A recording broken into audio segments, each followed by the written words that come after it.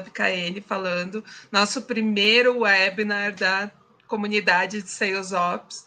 A gente está muito empolgado aqui. A gente tem duas personalidades aqui, uma da própria comunidade, que é o Michel, e a Laura.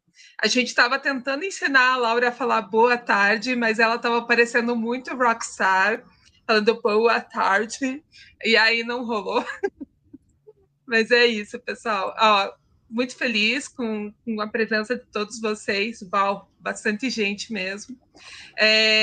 Bom, o que eu quero explicar para vocês? Então, a Laura, ela é americana, então o webinar, né, como eu já tinha escrito, vai ser em inglês. O Michel também vai falar em inglês, em alguns momentos ele vai falar em português e tal, mas o que acontece? Vocês vão ver que vocês vão ter acesso a legenda, mas a legenda em inglês, tá? Não vai ter, por enquanto, ainda a tradução. Depois, quando ficar gravado, eu mando o link para vocês e tal, e daí vocês conseguem ver com a gravação. Então, vamos ver se as metas de 2023 de vocês vão estar ok e vocês conseguem aí ver o webinar e participar em inglês mesmo. Beleza, pessoal? Bom, Michel, então, como está mais do que explicado, ele é hoje o RevOps Manager da Lupa, né? Nosso primeiro embaixador da comunidade. E, Michel, seja bem-vindo. Muito obrigado pela participação, pela disponibilidade. Laura, she is a RevOps specialist. She's been working on that for years. Laura, you're welcome, and I really appreciate your coming here to talk to us about all your expertise and experience. Okay, can you share a little bit about you? Yeah, absolutely. And thank you so much for inviting me to be here to speak to everybody about revenue operations in the US. I'm more than happy to go into that with you guys. I have been involved in startups for about the last 10 years. Often I've been joining those startup teams in the first 5 or 10 hires. And in teams that are that small, pretty much everything that you're doing is revenue operations. You're trying to find product market fit, you're trying to get customers and scale your revenue to hit those company goals. And as the companies scaled, I started establishing revenue operations teams within those companies. So I've also, in addition to doing the RevOps, I've been leading the teams. And I've got a wide range of experience, mainly coming from my time at Propeller, which is a construction technology company. As VP of RevOps at that company, I helped them scale from 0 to 20 million in annual recurring revenue, which was a wild ride and so much fun. And today I'm a consultant, so I work with all different kinds of companies across industries and points of scale and customer bases to help them get started with go-to-market strategy and revenue operations. And Michel, can you introduce a little bit of yourself? Of course. So guys, nice to meet you. I think I know a few of you already, but as some of you don't, my name is Michel Diamante. I'm from Brazil, actually, from Florianopolis, 29 years old. Really nice, really happy to be here today. My first time. I hope you like my little studio over here that I set up just for this webinar. I hope you like it. So we have Pokemon from first generation. That is my love and desire always. We have a little Floripa text over there, and a few wines. That so is something about my history as well. About my career itself, well, I started engineering, went to car manufacturing on BMW, then went directly to the tech industry. I'm already at 8-9 years already on the tech industry, beginning as SDR, BDR, then customer success, and had a huge opportunity to go as RevOps manager today in the Lupa. We are a New York-based Series B startup, B2B SaaS. So we focus on helping financial funds on analyzing all these public companies in US to make their investments, right?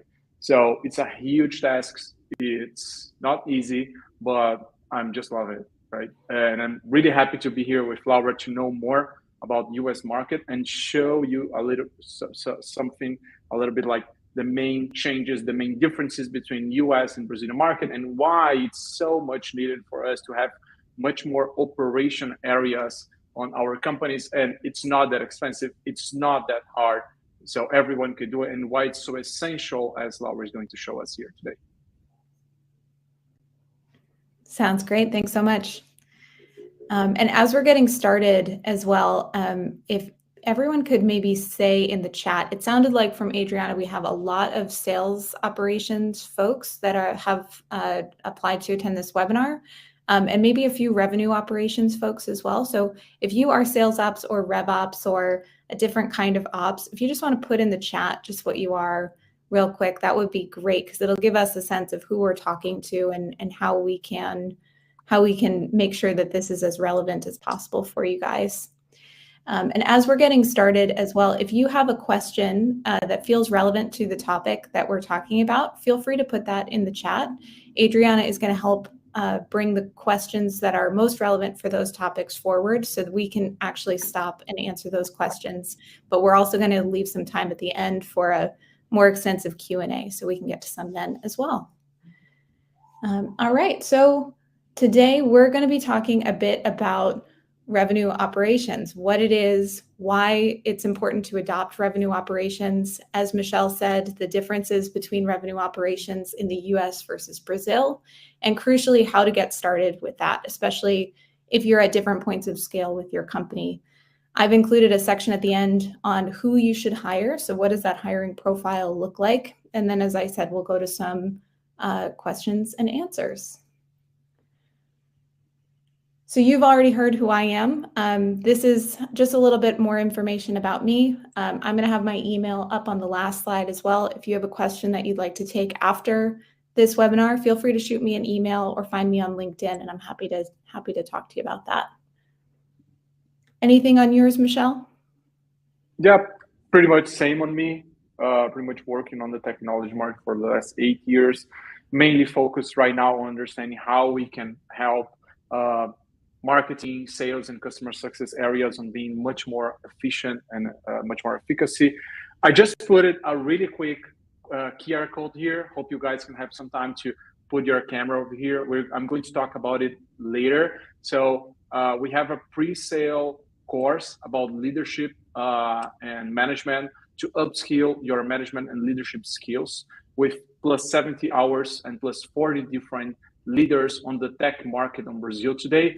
And I'm going to give you a really good opportunity on going on that journey with me. Excellent. Love that.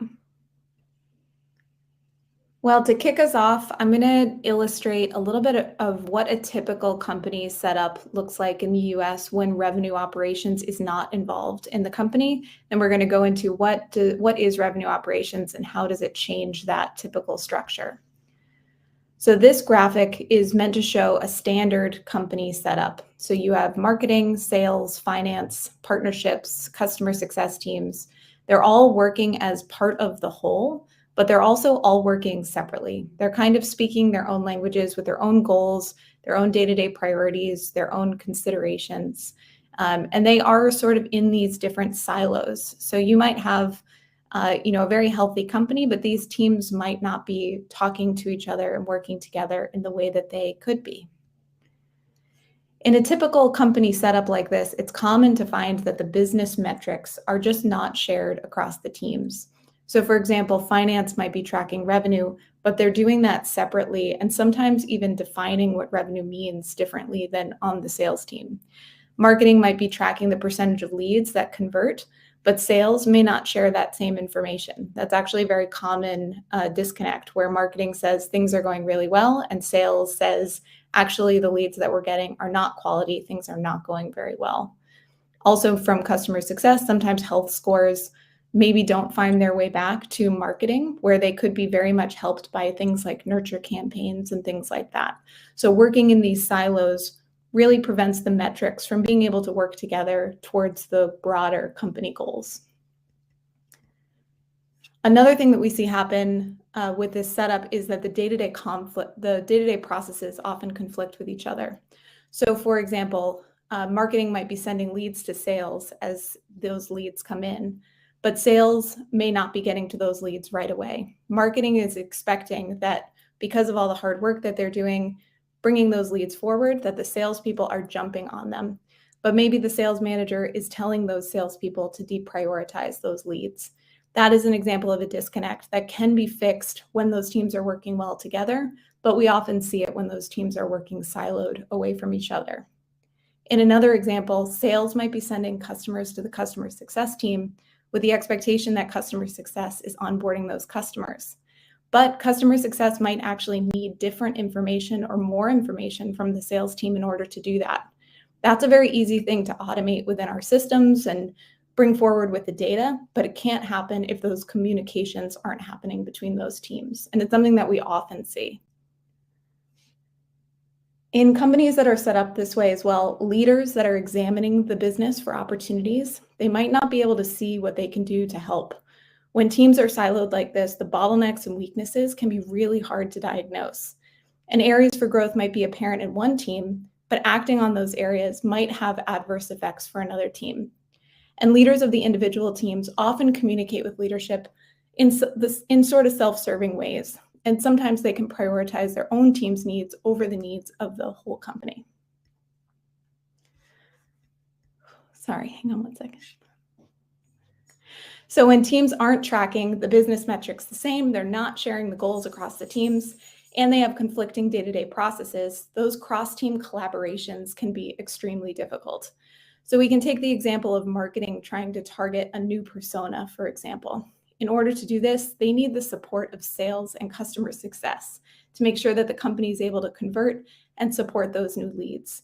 Sales might not understand the reasons behind this decision. Customer success might be so overwhelmed that there's just no way that they can take on the work to support a new persona. But if marketing doesn't deliver on this, they might miss their goals. And that's an example of misalignment causing the friction between those companies. Really cool. One question, Laura. We have a question from our Almir Neves. He's asking, how do you see the evolution between sales ops or RevOps in this case, right?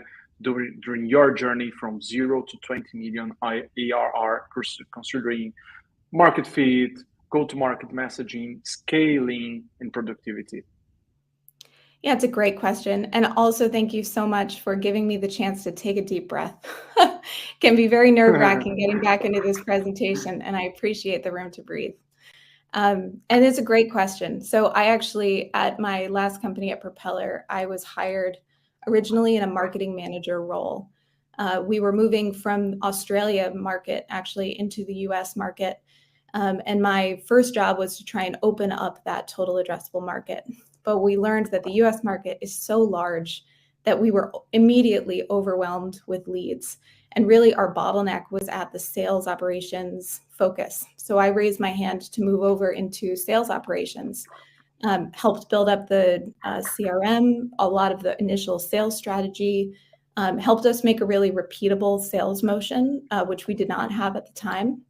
But then once sales was kind of working in a good way, then we needed to turn our attention towards marketing because marketing became the bottleneck again. Once marketing and sales were working well, it meant that we had clients. So we needed to turn our focus to customer success. And sort of step by step, that's where revenue operations was born because we had one operations team that was focusing on all of these different areas as they became focuses for the business as we were scaling. But we didn't necessarily start with revenue operations as an established team within the company. We were really just following the problems as they came step by step. That's very interesting because, go ahead, please. Oh, I was going to say, how does that match with your experience with Dalupa? Yeah, so it's interesting because it's pretty much the same for us at Dalupa. I actually started as sales ops manager. So basically, I was hired as an part-time SDR to check it, how was going our to check how can we grow our Brazilian operations.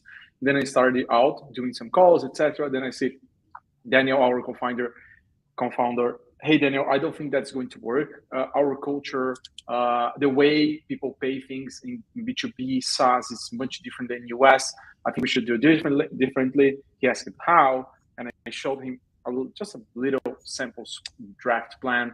And he said, okay, so that's something that we need someone to tell us that. I need you to come on board and tell me more about it, right? So we started out, and then we understood that we didn't have even our sales stages correctly, or the opportunity stages. After that, we understood, okay, so how is the data going in? Which fields does the AEs need to go from, like the handover from marketing leads or like the outbound calls? And then, okay, so now sales is not perfect, but it's good. It's rolling out. We are getting traction. We are getting sales. But how does that go to customer success? Like, we're getting all these new customers and we're still getting churns. We're getting bad feeds churns. So, okay, so we need to understand from the customer success team, or even better, create a customer success team.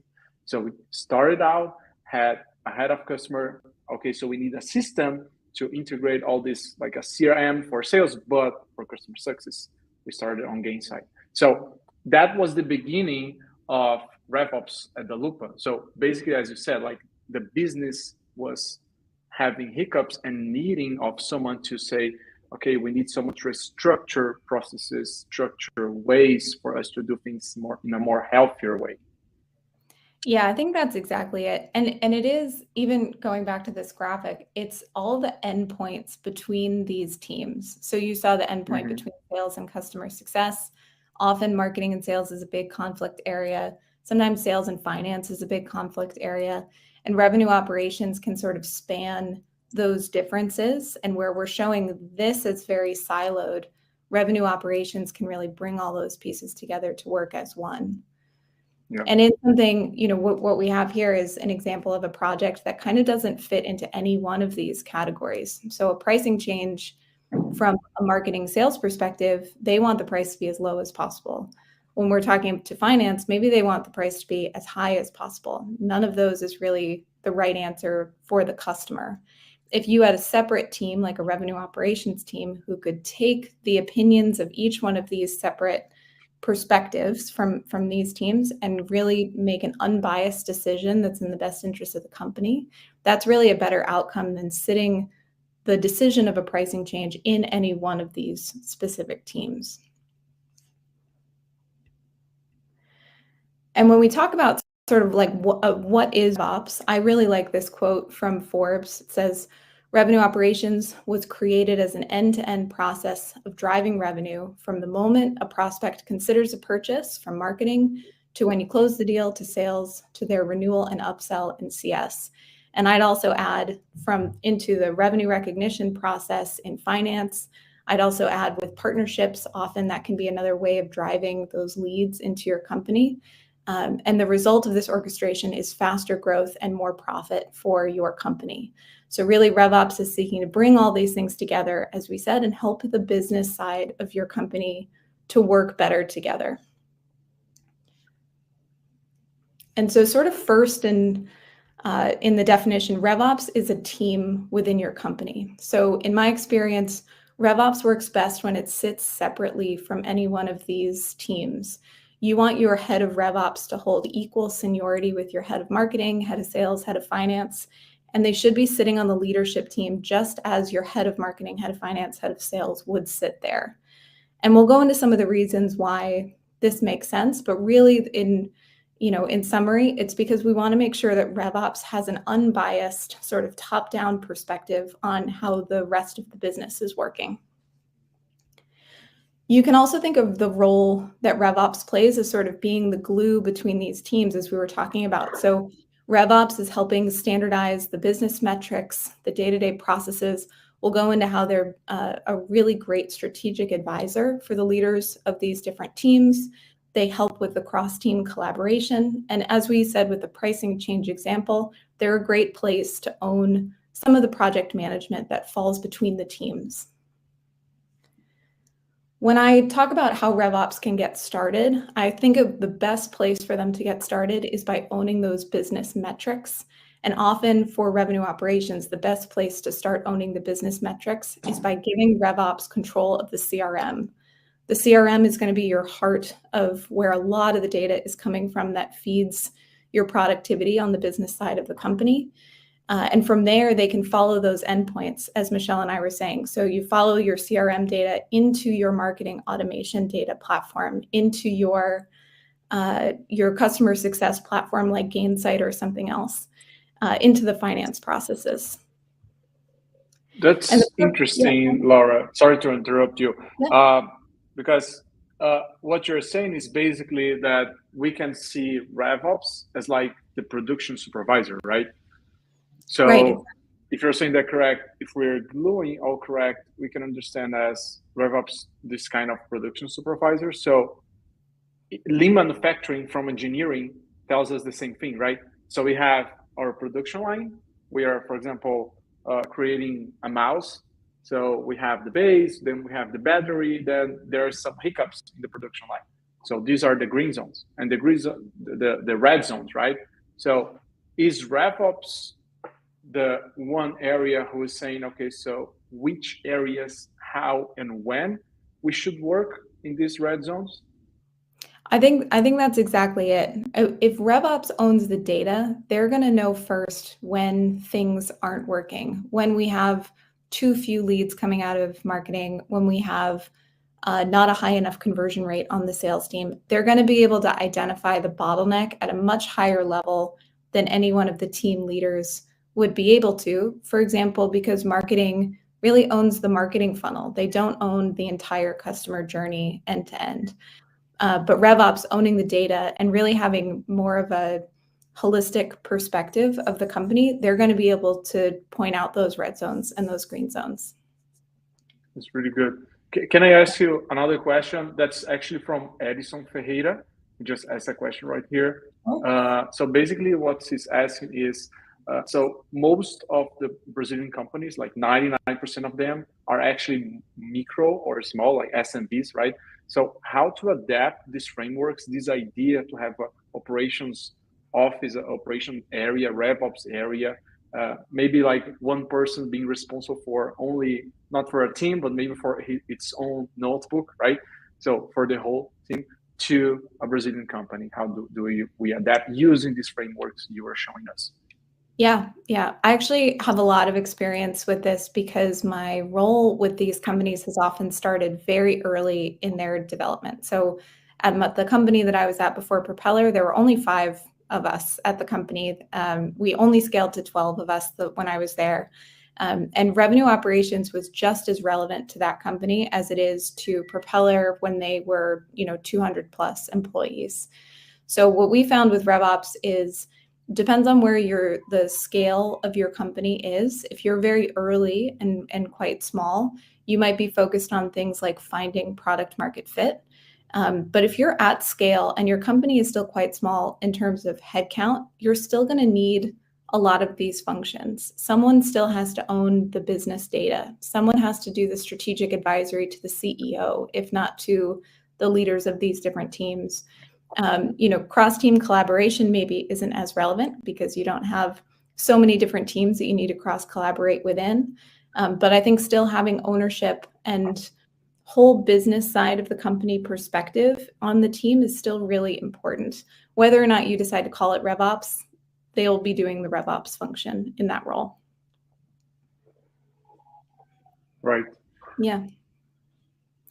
So really the purpose of having one centralized owner of this business data, of these documents, is to create a single source of truth. So with revenue operations, there's no need to duplicate your metrics tracking across your different teams. You don't need to have finance have its own definition of revenue. Your company shares one definition of revenue. You don't need to have sales and marketing tracking the conversion rates separately because they're going to be pulling from the same source of truth to get that information. It also prevents conflicts. So there's no, marketing says they're doing really well. Sales says marketing's not doing really well. We're actually just pulling from the same source of truth for that information so everyone can get on the same page very quickly. It's an easy next step from this as well to have RevOps own the tech stacks, or at least have a really good working knowledge of the tech stacks from each one of these teams. Because in order to own the data, it's really important to own where the data is coming from or the behaviors that are driving where the data is coming from. Even if they don't have full ownership of it, it's really important that revenue operations understands how that's all happening. And the next thing that revenue operations plays a big role on here is consulting with the teams on changes in the day-to-day process. So because they understand the data, they understand the tech stack, they understand where the data is coming from, they'll be able to see things like when marketing is sending sales leads, but sales isn't following up on them right away. They can look from a higher level and understand what those bottlenecks are and be able to either be the person that leader comes to for a solution, or be the person that makes that leader aware that there is a conflict in the day-to-day processes. Cool. That's actually really true, Laura. Last week we were just discussing inside of Dalupa how we can automate a field Salesforce, which is our CRM fields, depending whether it's a lead requesting a demo or creating a free account. Like that's the number one SDR/BDR question every day in the morning, right? So which lead should I outreach to first? Which one should I call or email, or just do nothing because it's not focused? And actually, this is interesting because Giovanni Ostenberg just asked us a question just about this. Like he's saying, do you think marketing channels impact directly on how the sales team will approach the persona? Yeah, I think exactly. And just as what you were saying with the automation, that is something that you can automate within your CRM, but without having a full view of the marketing channels themselves and then what the sales team needs, it's hard to see the opportunity to do that really well. I think sometimes a customer, if they're coming to you because they clicked on an ad, it can be very different than if they're coming to you because they attended a conference or, did something else. Maybe you have ads that are more focused on educating your client, so they're further up the marketing funnel, and ads that are focused more at the bottom of the funnel, so it's decision, maybe a competitive comparison, for example, and that should affect how your sales team is going to affect that lead, but it can't do that if they don't have access to all of that information and the understanding that they need that information readily available before they reach out to meet that lead. So I'd say, Giovanni, absolutely. I think that's relevant. And it's, I'd say, a very common thing that I help my customers right now as a consultant set up in their CRMs.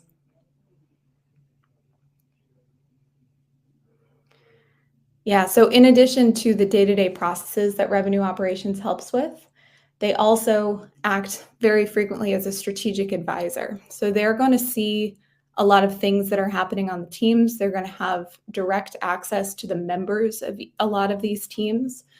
So when they meet, and I suggest that they do meet regularly,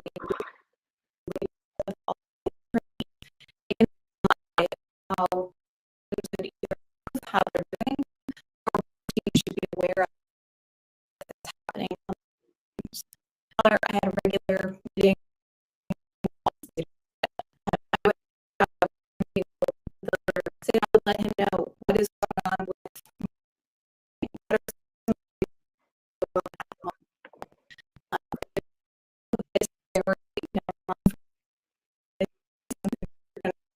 think about next quarter. Here's what the current conflict, and that made it possible for him to job to pull up more on the company. Hey, Laura, I think you are lagging a little bit. Maybe can you check your internet? Yes. Like your audio was lagging a little bit. I think it's back now. Oh, it looks like strength. Can everybody hear me? No, it's good. Okay, good. I'm glad to hear that. So sorry about that. Did summarize? Yeah, please do. Yeah. If you can. Yeah, so I think in summary, what I was saying is that the revenue operations head can be a really great resource for strategic advisory to these different heads. In a weekly meeting, a regular meeting that you might have with one of these heads, you can bring up things like the metrics, the day-to-day processes, sort of everything that you see as a revenue operations professional to them, and it makes it easier for them to do their job and have an impact because they're getting the benefit of this more broad perspective on what the company is doing. That's excellent. That's actually what just Brenner Natal just asked us. He's asking, does RevOps drive how will marketing, sales, customer success in RevOps strategy itself, of course, support all the strategies of these areas? Yes, absolutely. I would say it depends on the mix of your leadership. I think within customer success, our customer success leader really drove those strategies. But in terms of how customer success interacted with the rest of the business, or how we prioritized those resources for CS, in relation to the rest of the business, RevOps was really driving those strategies. And that's one of the great things about RevOps is having a RevOps team allows your head of CS, head of sales to do what they do best and really focus on being great at customer success and great at sales without having to worry about the endpoints to other teams, the cross-team collaboration pieces, and having that broad perspective because they're relying on RevOps to do that. Exactly. That's the same here. One thing we did when we actually started to have, I think we were at like 10, 15, almost 20% churn rate by last year. And then we hired a head of customer success, pretty senior one. He said, hey, I need Gainsight tool to have all my information to create my health score. He already used Gainsight in other companies as well. So it was like easy as just put a glove for him. So we created all the health score. And then what RevOps did is, okay, I will help you get all the information you need from Salesforce, which is our source of truth or CRM, back to sending going and back information and data to Gainsight. Also, not only from Salesforce, but also from our product, right? Because then we had to work not only with all these areas you were showing us, but also with engineering, with the product team to have this information. Because one of the biggest reasons why people just churn is they don't use the product. And we must know why and how. Most important, like technology products, right? So now today we know how much did they subscribe, did they download any financial model, who did, when they did, which times of the year, which quarter, etc. So when we come to a renewal contract, for example, a negotiation, actually sit on the table with the financial fund, he can say, yeah, we're not using that much. Actually, you are. 70% of your team is using and they want more. Tell that to economic buyer, and that's hugely important. And RevOps is a huge part of that to make all this, as you said, gluing all this together. Yep. Getting the product data out of your product and into the business tools in a way that can help your sales and marketing teams is a huge step to growth. I think it's one of the big things that US companies are realizing that they can do in better ways. But it can be hard for companies to make that leap because in order to do that, you often need tech resources, and they often want to use the tech resources on their external product rather than making sure that their internal product is working really well. But I totally agree. That can be a really powerful way to use your RevOps resources within your company. I saw a question that's very relevant to to what we're talking about. It's do you think that RevOps should be, I was pointing to the one, how to run a single source of truth in a landscape with a lot of tech tools. That is a great question, especially when those tech tools are focused on different things. Dalupa has a good example here. Dalupa customers are outlined in your Gainsight instance, but you also have customers outlined in your CRM, in your Salesforce instance. Sometimes those two things are not the same. And answering the question of how many customers does Dalupa have can actually be a difficult question to answer when your tech tools are telling you different things in answer to that question.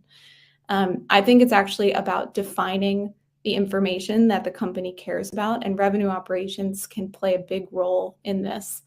I gave the example earlier of finance defining revenue differently than sales defines revenue. It's not necessarily that one definition is better than another, but what does your company care about most? And then go towards the tool that has that information best, elevate that to the rest of the company, and let's define what definitions we don't care about as much. So maybe we don't care about our gross annual recurring revenue, but we do care about our net annual recurring revenue. That's what we're going to set our KPIs against. That's what we're going to set our internal team goals against. All of that is really important, but it's about the definition setting in my experience.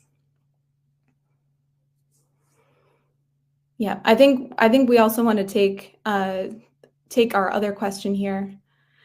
Do we think that RevOps should be involved in the customer journey development or reinforcing, or if it's better to focus on the data? I actually think that the data needs to support the customer journey. Customer journey has to come first, even if it's a very foundational, very basic customer journey. The data that you track, that you spend, time and resources trying to understand, that you build your tech tools around, it all has to be important into the customer journey. So I'd say RevOps should absolutely be involved in that. And as they're adding processes along the way to help sales and customer success and partnerships, they're going to be adding to that customer journey and sort of being the steward of making sure that it still makes sense as the company continues to scale. I can tell you at Propeller, our customer journey when we were at $0 of subscriptions looked very different than when we were at 20 million in subscriptions. Yeah, I think a great example, let me see if I'm correct here with you as well, Lara, is, for example, the opportunity stages in your CRM.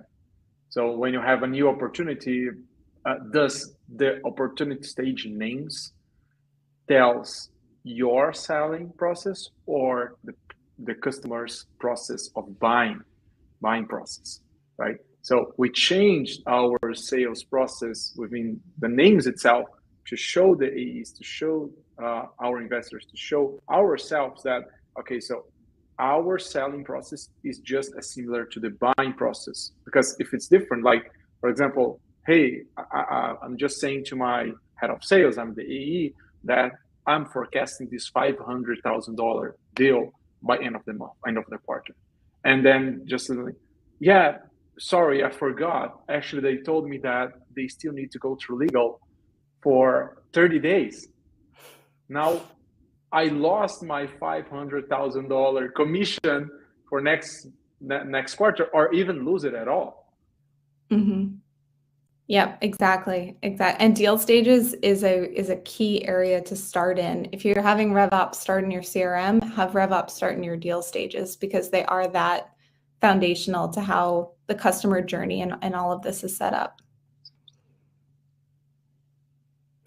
This is a great question, Brenner. Do you think RevOps will one day replace marketing, sales, or CS? I actually don't think that RevOps will replace those teams.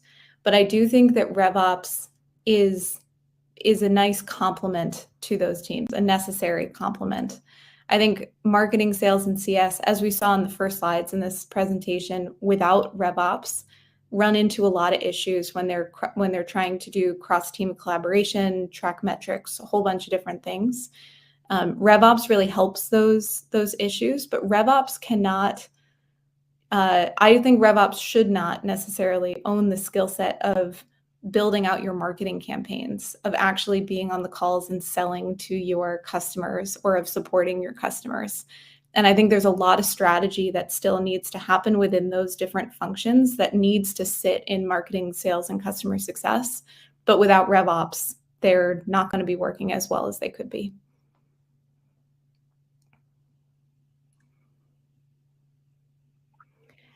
Yeah, so going back to our slides here, we were just talking about some of the strategic advisory.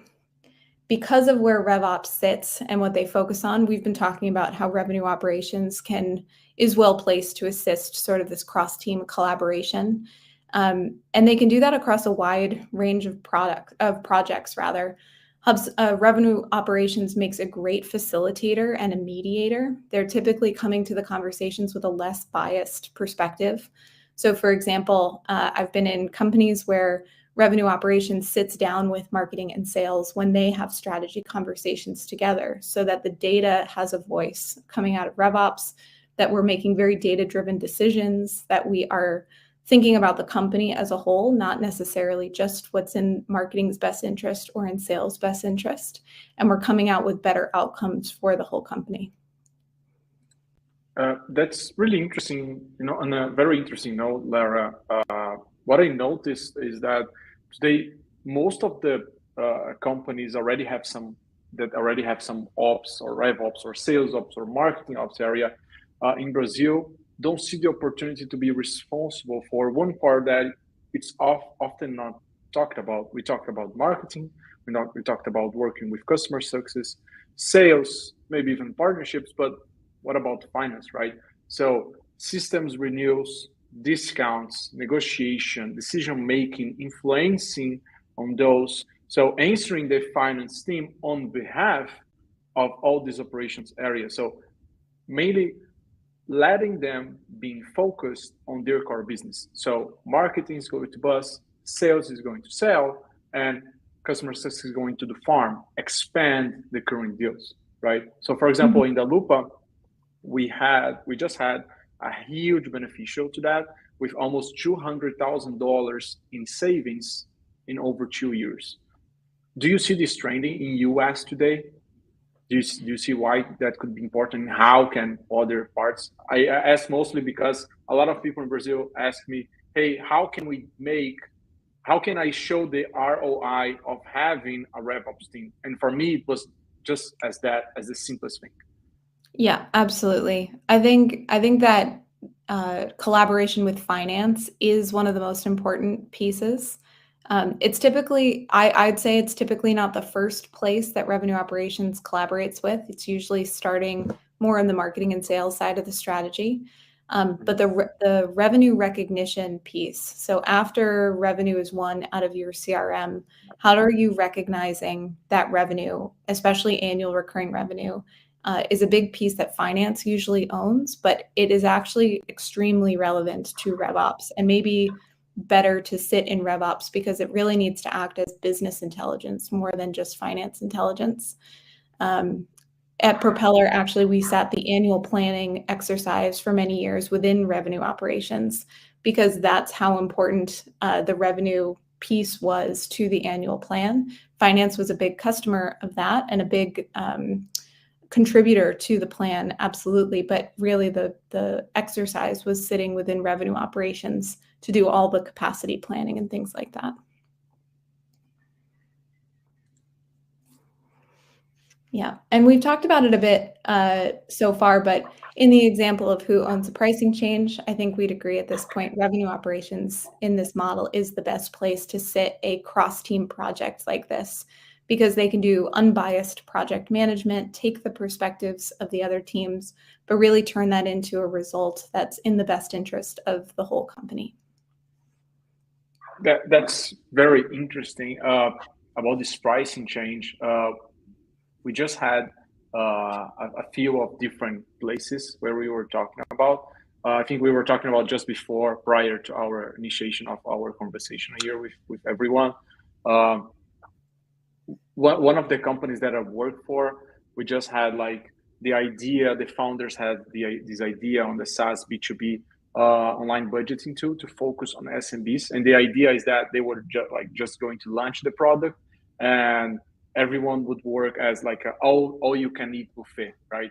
So people would come in, just sign up, pay like $10, $12, $40 a month and use the product. However, after 1 year, they didn't have any customers. So 0 customers in 1 year. So they were almost bankrupting the company.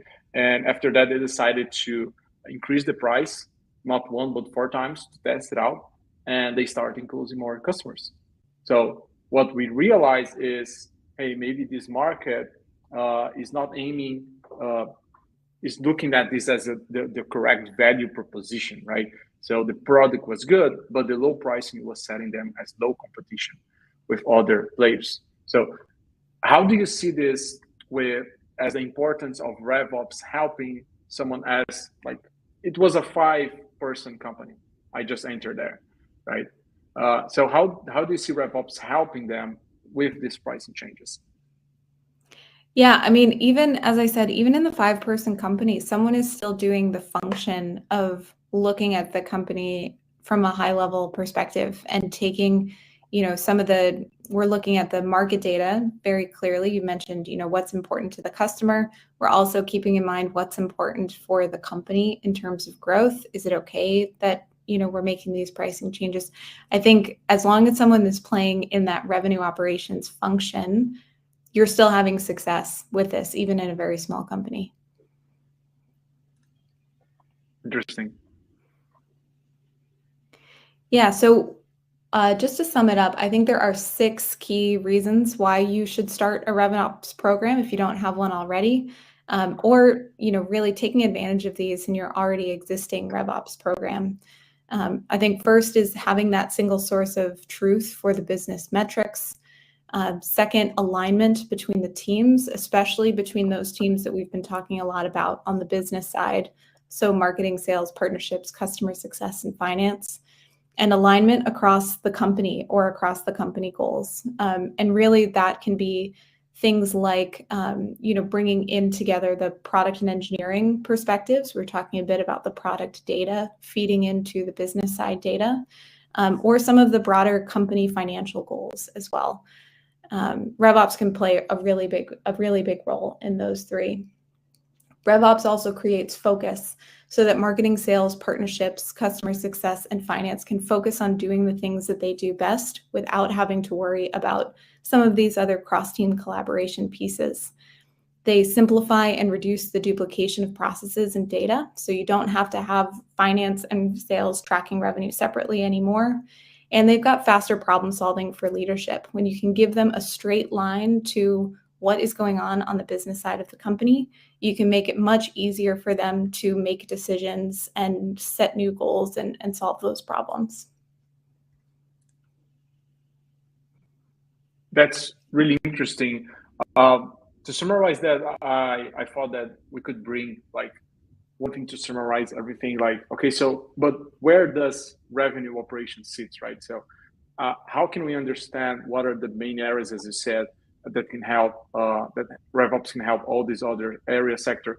Actually, we can see as like a big tree, like coming through like a 100-year tree that it has its roots everywhere. So we see RevOps, we can see in strategy, we can see in technology, we can see in performance, in operations. So there's data management reporting. We can have data analysis in tech strategy, sales forecasting, customer success, marketing forecasting as well too, KPIs, metrics, compensation plans. One thing that normally people don't talk about in operations, contracts and SLAs. Like one of our projects for this year is making sure that we have the correct data for audits. So if any audit company needs to see our data, okay, so you guys are saying that you are having the revenue of X. Where do you have the proof of that?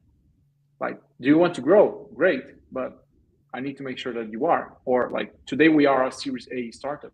Okay, so you want to go to Series B. We need to show that.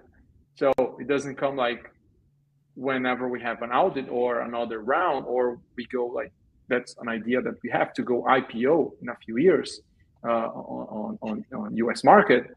Our stock price is just going to implode itself, right? So there are a lot of little key things that normally people are not paying attention, but are as important as make a sale, as retain a customer, as have a qualified lead, that normally are done in the backstage.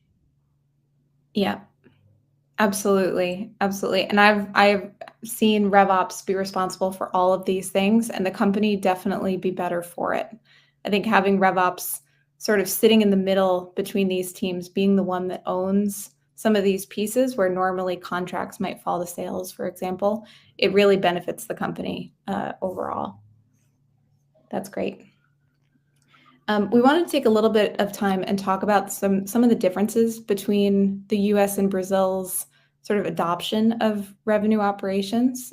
So Michel, what would you say that's like in Brazil today? Like the main different aspects that I'm seeing for the last 2 years working for a US market company, and we are like 99% focused on US today, is mostly the method of decision making, the time for the decision making, and when, like the stage of decision making.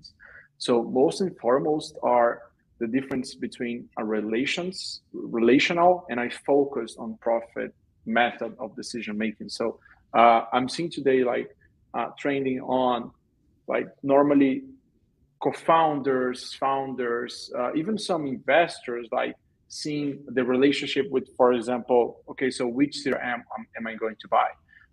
Which I don't know, person am I going to hire? That doesn't help. It's happening a lot, but it still happens. And when I go to US market, I always see, okay, so what's the ROI? What's the ROI? What is the ROI if I make this decision, right? So my co-founder, my head of sales, every time when I tell them, hey, I'm thinking about doing this, I already need to have plan A, B, and C of why and how I'm doing this. So I'm seeing as Americans do this much more earlier stage than much later. And my co-founder is the first company he's founding. You know, he's 27, 28 years old. He worked in Microsoft Great and other companies, but it's the first time he's founding. But here it's like it's inserted in their ideas, in their core, in the culture of understanding this. Do you see the same with your customers, Laura? How do you see this today? Yeah, absolutely. I think where RevOps, it sounds like is more of a rare function in Brazilian companies, or at least named in RevOps. It's become really a standard in the US. It's less about, do you have a revenue operations function? It's more, how well is that function working? How efficiently, how can things be different and better? So I think the standard across the companies that I typically work with is that someone is working in this function. It's just the differences are in those specifics, what's under their umbrella and how well are they approaching those things. Great. Yeah. Another thing I was like thinking about was about the stage of decision making. Like, what are the stages of the company between like a tech company in Brazil and a tech company in US? Like, when do we want to get like seed rounds or Series A or Series B? I'm seeing like companies like Dalupa being much more evaluated. Of course, that depends on a lot of different things, on a lot of different aspects, but like being much more available in US, like venture capital money, than in Brazil. So when people come to Brazil, they want to know much more about the business before actually investing in them. Yeah, absolutely. And I think we're in the US, maybe I'd say companies here probably feel that they need to answer a lot, for a lot of those questions as well, but it's probably not to the level that Brazilian companies need to. I think sometimes the revenue operations function can start a little bit earlier in the US. Right. But yeah, I think it's the bar is definitely lower, I think, in the US for some of that VC funding. Yeah, so just keeping an eye on the time here, we can absolutely take questions from folks. I do want to address a question that Bruno had in the chat about what is the, I think it's what's the best professional profile for a revenue operations position. We've actually got a great slide that covers some of that information here. These are the 6 things that I really look for when I'm hiring into the revenue operations team. So I tend to look for a doer who leads, not a leader who does. And by that, I mean, when you hear me say that the revenue operations person needs to sit on the leadership team, most companies would first look for someone at sort of the vice president level or, very experienced, strategy-oriented type hire.